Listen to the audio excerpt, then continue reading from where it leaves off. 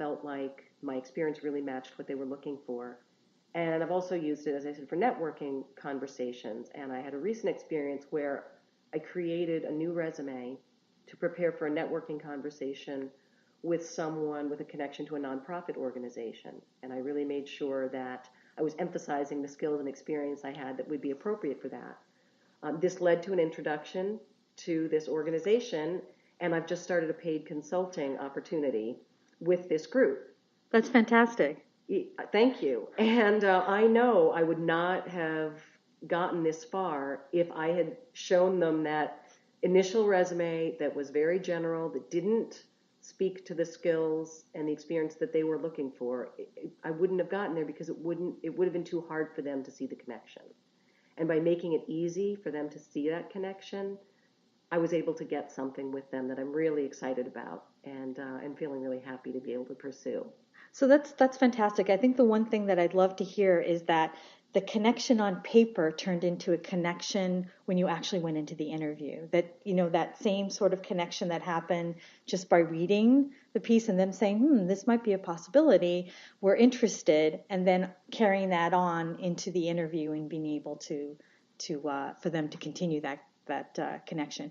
Because you probably wouldn't have been as prepared, I think, for the one-on-one engagement with them. That's exactly right, because the process of creating that customized resume made me think about the connection between my experience and what they were looking for, and even articulate it in my own mind in order to put it on the resume. And then I had something to speak to when I was actually with the person.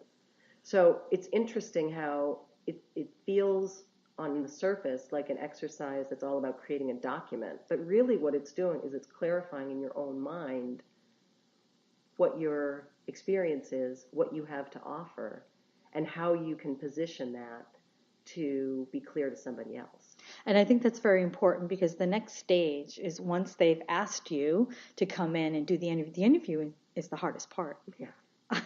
I think, trying to make that connection in person. And then if you already have all the stories, the source that you talked about, those specific examples, all sort of sorted out in your head, and you know how to connect, and that job position and what the gaps and the needs are in the company, you're going to be able to communicate that a lot better in person. Yeah. Once you've done that homework. And it really is about meeting the needs of someone who's looking for someone to join their organization. And how do you help them see how you can help them meet that need? That's terrific. That's a great advice. Thank you so much, Susie.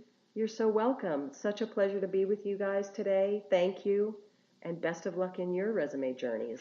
Thank you. Well, I think I'm going to do a lot better now that I've heard these tips. Thanks a lot. You're welcome. Bye-bye. Yes, thank you, Susie. And please join us for a glass of wine. The wine we're drinking today is Unanime, a special blend from the Moscato Vineyard in Argentina.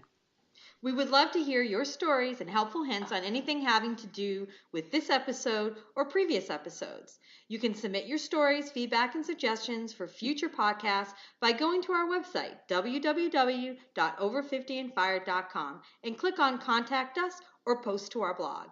You can also find on our website the link to the job scan tool that we discussed earlier with Susie. Just click on the Off Toolkit. On our next podcast, we'll be continuing our discussion on branding, focused on the 5 key principles of branding and what makes up a good marketing plan.